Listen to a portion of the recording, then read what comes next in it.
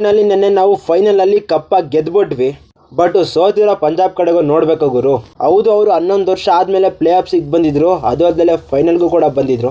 Total 18 ವರ್ಷ IPL ಕೆರಿಯರ್ನಲ್ಲಿ ಅವರು 2 ಸರಿ ಪ್ಲೇ ಆಫ್ಸಿಗೆ ಬಂದಿರೋದು. ಬಟ್ ಅವರು ಕಪ್ ಗೆಲ್ಲಕ್ಕಾಗಲಿಲ್ಲ.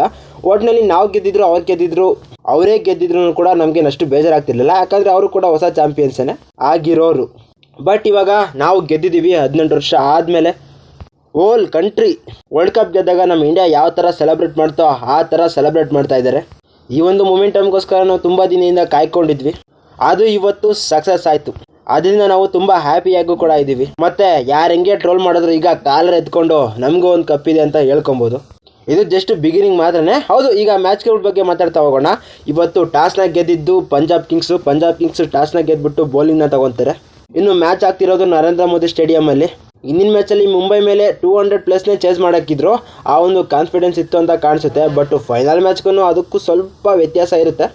ಹಂಗೆ ಇವತ್ತು ಶ್ರೇಯಸ್ ಅಯ್ಯರ್ ಕ್ಯಾಪ್ಟನ್ಸಿ ಕೂಡ ಮೈಂಡ್ ಬ್ಲೋಯಿಂಗ್ ಅಂತಲೇ ಹೇಳ್ಬೇಕು ಗುರು. ಏನೇನೆಲ್ಲ ಪ್ಲಾನ್ ಮಾಡ್ಕೊಂಬಂದಿದ್ರು ಗುರು. ನಮ್ಮ ಬ್ಯಾಟರ್ಸ್ ಯಾರು ಸೆಟಲ್ ಆಗಿಬಿಟ್ಟು ಒಂದು ಲಾಂಗ್ ಇನ್ನಿಂಗ್ಸ್ ಆಡೋಕೆ ಬಿಡಲಿಲ್ಲ. ಬಟ್ ನಮ್ಮ ಎಲ್ಲ ಬ್ಯಾಟರ್ಸು ಕೂಡ ಬಂದ್ಬಿಟ್ಟು 20-25 ಆ ರೇಂಜ್ಗೆ ಕಾಂಟ್ರಿಬ್ಯೂಟ್ ಮಾಡೋದ್ರು. ಅದು ನಮಗೆ ತುಂಬ ಪ್ಲಸ್ ಆಯಿತು. ಇವ್ರು ಆಡಿದ್ದಾರೆ ಅಂತ ಅಲ್ಲ, ಪ್ರತಿಯೊಬ್ಬ ಬ್ಯಾಟರು ಕೂಡ ಅವ್ರ ಕೈಲಾದಷ್ಟು 24, 25, 30 ಹಂಗೆ ಹೊಡೆದಿದ್ದಾರೆ. ಇನ್ನು ಫಿಲ್ ಸಾಲ್ಟೇನೋ 9 ಬಾಲ್ಗೆ 16 ರನ್ ಹೊಡೆದಿದ್ರು. ಒಳ್ಳೆ ಫಾರ್ಮಲ್ಲಿ ಕೂಡ ಇದ್ರು. But unfortunately Kail Jamieson ಬೌಲಿಂಗಿಗೆ out ಆದರು. ಆಮೇಲಿಂದ ಬಂದಂಥ ಮಯಾಂಕ್ ಅಗರ್ವಾಲು ಮತ್ತು ಕೊಹ್ಲಿ ಸೇರಿಕೊಂಡು ಸ್ವಲ್ಪ ಪಾರ್ಟ್ನರ್ಶಿಪ್ನ ರೈಸ್ ಮಾಡೋದಕ್ಕೆ ಟ್ರೈ ಮಾಡಿದ್ರು. ಮಯಾಂಕ್ ಅಗರ್ವಾಲು 18 ಬಾಲ್ಗೆ 24 ರನ್ ಹೊಡಿತಾರೆ. ಇನ್ನೇನು ಸ್ವಲ್ಪ ರೈಸ್ ಆಗಬೇಕು ಅಂತ ಟೈಮಲ್ಲಿ ಚಹಲ್ ಬೌಲಿಂಗಿಗೆ ಔಟ್ ಆಗ್ತಾರೆ. ಇನ್ನು ಕೊಹ್ಲಿ ಇವತ್ತು ಇನಿಷಿಯಲಿ ಸ್ಲೋ ಆಗಿ ಸ್ಟಾರ್ಟ್ ಮಾಡಿದ್ರು. ಇನ್ನೇನು ಇನ್ನಿಂಗ್ಸ್ ರೈಸ್ ಮಾಡಬೇಕು ಅಂತ ಟೈಮಲ್ಲಿ ಅನ್ಫಾರ್ಚುನೇಟ್ಲಿ ಅಜಮತುಲ್ಲಾ ಉಮರ್ಜಿ ಬೌಲಿಂಗಲ್ಲಿ ಕ್ಯಾಚ್ ಕೊಟ್ಬಿಟ್ಟು ಔಟ್ ಆದರು. ಬಟ್ ಇವ್ರದ್ದೇ ನಮ್ಮ ಟೀಮಲ್ಲಿ ಹೈಯೆಸ್ಟ್ ಸ್ಕೋರು.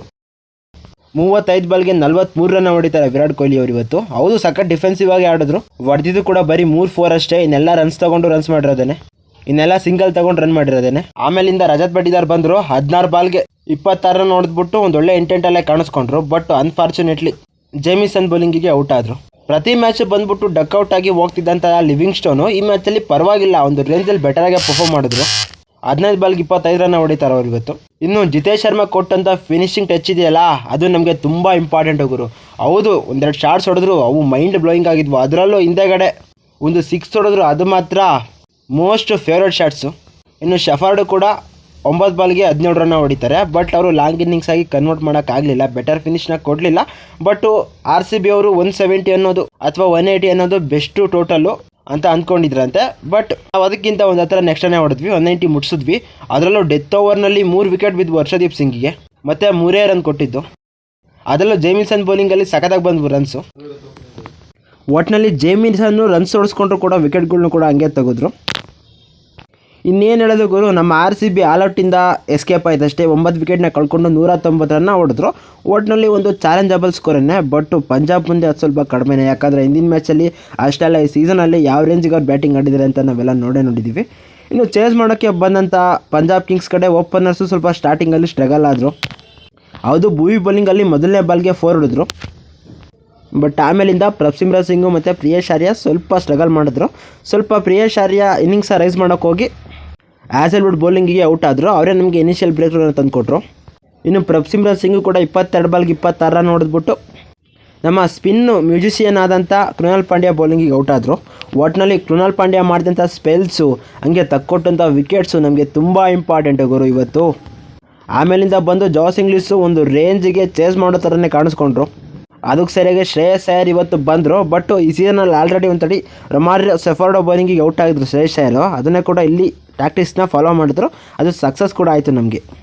ಇನ್ನು ಜಾಸ್ ಇಂಗ್ಲಿಷು 23 ಬಾಲ್ಗೆ 39 ರನ್ ಹೊಡೆದಿರ್ತಾರೆ. ಅಂಥ ರನ್ಸ ಹೊಡೆದ್ಬಿಟ್ಟು ಡೇಂಜರಾಗಿ ಟರ್ನ್ ಆಗ್ತಿದೆ ಅಂತ ಅವ್ರನ್ನ ಕೃಣಾಲ್ ಪಾಂಡ್ಯ ಔಟ್ ಮಾಡ್ತಾರೆ. ನೇಹಲ್ ವಧೇರನ್ನ ಭುವನೇಶ್ವರ್ ಕುಮಾರ್ ಔಟ್ ಮಾಡಿದ್ರೆ ಮಾರ್ಕಸ್ ಸ್ಟೋನಿಸ್ನು ಕೂಡ ಭುವಿನೇ ಔಟ್ ಮಾಡಿದ್ರು. ಒಟ್ಟಿನಲ್ಲಿ ಭುವಿ, ಕೃಣಾಲ್ ಪಾಂಡ್ಯ ಮತ್ತು ಹ್ಯಾಸಲ್ವುಡ್ಡು ಲಾಸ್ಟಲ್ಲಿ ರನ್ ಹೊಡಿಸ್ಕೊಂಡ್ರು. ಬಟ್ ಅವ್ರು ತಂದುಕೊಟ್ಟ ಬ್ರೇಕ್ ಥ್ರೂ ಎಲ್ಲ ನಮಗೆ ತುಂಬ ಇಂಪಾರ್ಟೆಂಟ್ ಆಯಿತು. ಅದರಲ್ಲೂ ಕೃಣಾಲ್ ಪಾಂಡ್ಯ ಬೌಲಿಂಗು ನಮಗೆ ಮ್ಯಾಚ್ ಟರ್ನಿಂಗ್ ಅಂತ ಹೇಳ್ಬೋದು. ನಾವು ಲಾಸ್ಟಲ್ಲಿ ಗೆಲ್ತೀವಿ ಅಂತ ಗೊತ್ತಾದ ತಕ್ಷಣ ಈಸಿಯಾಗಿ ಹಾಕೊಟ್ರು ಅಂತ ಕಾಣಿಸುತ್ತೆ ಹ್ಯಾಸಲ್ವುಡ್ ಬೌಲಿಂಗ. ಒಟ್ಟಿನಲ್ಲಿ 30 ಬಾಲ್ಸ್ಗೆ 61 ರನ್ನ ಹೊಡಿತಾರೆ ಇಲ್ಲಿ ಶಶಾಂಕ್ ಸಿಂಗು. ಅದರಲ್ಲೂ ಲಾಸ್ಟಲ್ಲಿ 2 ಸಿಕ್ಸು ಕಂಟಿನ್ಯೂಸ್ ಆಗಿ ಹೊಡಿತಾರೆ. ಲಾಸ್ಟ್ ಓವರಲ್ಲಿ 3 ಸಿಕ್ಸು 1 4ನ ಹೊಡಿತಾರೆ. ಹಂಗಾಗಿ ಜಸ್ಟ್ 6 ರನ್ನಿಂದ ಮಾತ್ರ RCB ಗೆಲ್ಲುತ್ತೆ. But but 19th over starting 2 ball ಆದ ತಕ್ಷಣ ನಮ್ಮ ಆರ್ ಸಿ ಬಿ ಗೆಲ್ಲುತ್ತೆ ಅಂತ ನಮಗೆಲ್ಲ ಕನ್ಫರ್ಮ್ ಆಗೋಯ್ತು. ಹಂಗಾಗಿ ವಿರಾಟ್ ಕೊಹ್ಲಿ ಗ್ರೌಂಡಲ್ಲೇ ಎತ್ಬಿಟ್ರು. ಯಾಕಂದರೆ ನಮ್ಮ ಟೀಮ್ ಜೊತೆ ಟ್ರಾವೆಲ್ ಮಾಡಿರೋದು 18 ವರ್ಷ ಅವರೊಬ್ಬರೇ. ಟೀಮ್ನ ಓನರ್ ಚೇಂಜ್ ಆದರು, ಟೀಮ್ನ ಪ್ಲೇಯರ್ಸ್ ಎಲ್ಲ ಚೇಂಜ್ ಆದರು. ಅಷ್ಟೇ ಯಾಕೆ ಟೀಮ್ನ ಕೋಚ್ಗಳು ಕೂಡ ಚೇಂಜ್ ಆದರು. ಬಟ್ ಕೊಹ್ಲಿ ಮಾತ್ರ ಮೊದಲನೇ ಸೀಸನಿಂದ ನಮ್ಮ ಟೀಮಲ್ಲೇ ಇದ್ದಾರೆ. ಆ ಒಂದು ಎಮೋಷನ್ಸ್ ಅವ್ರಿಗೆ ತಡ್ಕೊಳಕ್ಕಾಗಿಲ್ಲ ಅಂತ ಕಾಣಿಸುತ್ತೆ. ಒಟ್ಟಿನಲ್ಲಿ ನಮ್ಮ ಆರ್ ಸಿ ಬಿ ಇವತ್ತು 6 ರನ್ನಿಂದ ಗೆದ್ಬಿಟ್ಟು ಫಾರ್ ದಿ ಫಸ್ಟ್ ಟೈಮು IPLನ ಚಾಂಪಿಯನ್ಸ್ ಆಗಿ ನಿಂತ್ಕೊಂಡ್ರು. ಇನ್ನು ಇವತ್ತು 2 ವಿಕೆಟ್ನ ತೆಗೆದುಬಿಟ್ಟು ನಮ್ಮ ಬೌಲಿಂಗಲ್ಲಿ ಚೇಂಜಸ್ ತೊಗೊಂಬಂದಂಥ ಕೃಣಾಲ್ ಪಾಂಡ್ಯಗೆ ಪ್ಲೇಯರ್ ಆಫ್ ದಿ ಮ್ಯಾಚ್ ಅವಾರ್ಡ್ನ ಕೊಟ್ಟರು. ಇನ್ನು ನಮ್ಮ ಸೆಲೆಬ್ರೇಷನ್ ಗೊತ್ತಲ್ಲ, ಎಲ್ಲ ಟೌನ್ಗಳಲ್ಲೂ ಕೂಡ ಒಂದು ರೇಂಜಿಗೆ ಇಂಡಿಯಾನೇ ವರ್ಲ್ಡ್ ಕಪ್ಪಲ್ಲಿ ಗೆದ್ದಾಗ ಯಾವ ಥರ ಸೆಲೆಬ್ರೇಟ್ ಮಾಡ್ತಾರೋ ಆ ಥರ ಮಾಡಾಕಿದ್ರು. ಪೊಲೀಸವ್ರಿಗಂತೂ ಫುಲ್ ನೈಟ್ ಡ್ಯೂಟಿ ರಾತ್ರಿ ಮಾತ್ರ. ಇನ್ನು ಇವತ್ತು ಬೆಂಗಳೂರಲ್ಲಿ ಆ ಕಪ್ನ ಶೋ ಕೂಡ ಇದೆ, ನೋಡಬೇಕು ಯಾರ್ಯಾರು ಅಟೆಂಡ್ ಆಗ್ತಾರೆ ಅಂತ. ಒಟ್ಟಿನಲ್ಲಿ ಸ್ಟಾರ್ ಸ್ಪೋರ್ಟ್ಸಲ್ಲಿ ಇದು ಬ್ರಾಡ್ಕಾಸ್ಟ್ ಆಗೋ ಚಾನ್ಸಸ್ ಇರುತ್ತೆ, ನೋಡಿ. ಇನ್ನು ಎಲ್ಲ ಕ್ಯಾಪ್ಗಳ ವಿಷಯಕ್ಕೆ ಬಂದರೆ 759 ರನ್ ಹೊಡೆದಂಥ ಸಾಯಿ ಸುದರ್ಶನ್ ಹತ್ರ ಆರೆಂಜ್ ಕ್ಯಾಪ್ ಉಳ್ಕೊಳ್ತು. ಅದೇ ಥರ 25 ವಿಕೆಟ್ ತೊಗೊಂಡಿರೋ ಪ್ರಸಿದ್ಧ ಕೃಷ್ಣ ಹತ್ರ ಪರ್ಪಲ್ ಕ್ಯಾಪ್ ಉಳ್ಕೊಳ್ತು. ಹೌದು, ಆಸಲ್ವುಡ್ ಇನ್ನೊಂದು 2 ಮ್ಯಾಚು ಕರೆಕ್ಟಾಗಿ ಅವೈಲಬಲ್ ಇದ್ದು ಇಂಜುರಿ ಆಗಿಲ್ಲ ಅಂದರೆ ಅವ್ರಿಗೆ ಪರ್ಪಲ್ ಕ್ಯಾಪ್ ಸಿಗೋದು. ಬಟ್ ಈಗ ಪ್ರಸಿದ್ಧ ಕೃಷ್ಣಗೆ ಸಿಕ್ಕಿದೆ. ಮತ್ತು ಈ ಒಂದು ಸೀಸನಲ್ಲಿ 9 ಸೆಂಚುರೀಸ್ನ ಎಲ್ಲ ಪ್ಲೇಯರ್ಸು ಹೊಡೆದಿದ್ದಾರೆ. ಮತ್ತು ಈ ಸೀಸನಲ್ಲಿ 850ನ ವಿರಾಟ್ ಕೊಹ್ಲಿ ಅವ್ರು ಮಾಡ್ಕೊಂಡಿದ್ದಾರೆ. ಇದೇ ಮೋಸ್ಟ್ 50 ಸೀಸನಲ್ಲಿ. ಇನ್ನು ನಿಕೋಲಸ್ ಪೂರನ್ನು ಈ ಸೀಸನಲ್ಲಿ 46ನ ಹೊಡೆದಿದ್ರು. ಶ್ರೇಯಸ್ ಅಯ್ಯರ್ 39 ಹೊಡೆದ್ರು, ಜಸ್ಟ್ 1ರಲ್ಲಿ ಮಿಸ್ ಆಯಿತು. ಬಟ್ ಅವ್ರೇನಾದರೂ ಫೈನಲಲ್ಲಿ ಆಡಿದರೆ ಅದನ್ನು ಕೂಡ ಕಂಪ್ಲೀಟ್ ಮಾಡೋರು. ಬಟ್ ಆಡಲಿಲ್ಲ, ಬೇಗ ಔಟ್ ಆದರು. ಇನ್ನು ಸಾಯಿ ಸುದರ್ಶನ್ನು ಈ ಸೀಸನಲ್ಲಿ 88 4ನ ಹೊಡೆದಿದ್ದಾರೆ. ಮತ್ತು ಈ ಸೀಸನಲ್ಲಿ player of the season award ಕೊಟ್ಟಿದ್ದು ಅಂದರೆ ಸೂರ್ಯಕುಮಾರ್ ಯಾದವ್ಗೆ. ಹೌದು, ಸಾಯಿ ಸುದರ್ಶನ್ ಸ್ವಲ್ಪ ಡಿಸರ್ವ್ ಇದ್ರೆ ಇದಕ್ಕೆ. ಬಟ್ ಅವರು ಕೂಡ ಕನ್ಸಿಸ್ಟೆಂಟಾಗಿ ಎಲ್ಲ ಮ್ಯಾಚಲ್ಲೂ 25+ ರನ್ಸ ಹೊಡೆದಿದ್ದಾರೆ.